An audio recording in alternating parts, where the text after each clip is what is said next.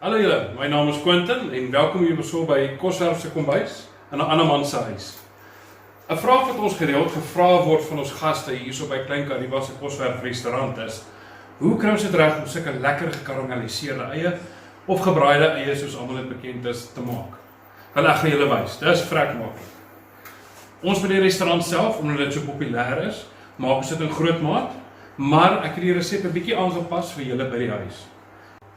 Jou bestanddele wat jy nodig het, is canola olie of olyfolie vir die gaarmaakproses, 1 teelepel gedroogde timie, 1 teelepel bruin suiker, 1 teelepel balsamiese asyn en dan 2 middelslag eie.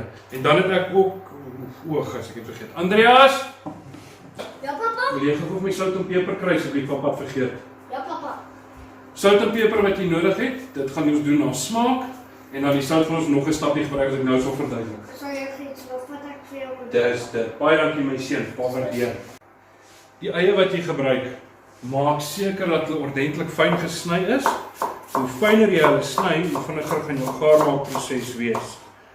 Jy kan hulle natuurlik grower sny as jy wil, maar dis glad nie nodig nie. Terwyl jy dit doen, maak seker jou pan is aan op 'n lekker hitte.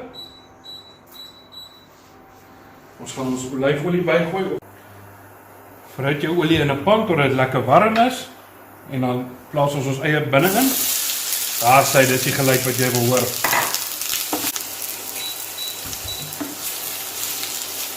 Maak seker jou eie word lekker gebraai die hele tyd. Maak seker ook jy roer hulle rond.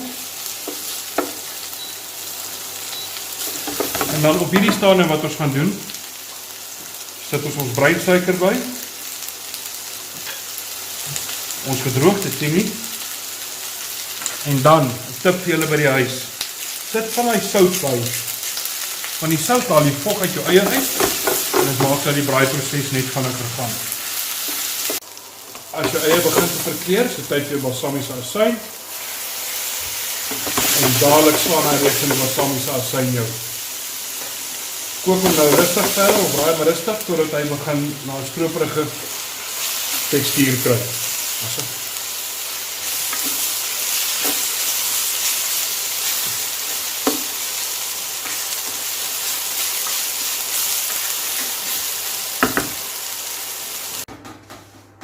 Ons eie het nou mooi gekarameliseer en al wat ons nou moet doen is net opskep. Ja, die mooiste kleure waaruit. Ons natuurlik by die Koswerf restaurant hier so by Klein Kariba. Ons gebruik ons gekarameliseerde eie op baie van ons disse, veral op ons beesburgers, ons hoenderburgers, saam met ons steak, saam met tramezinis.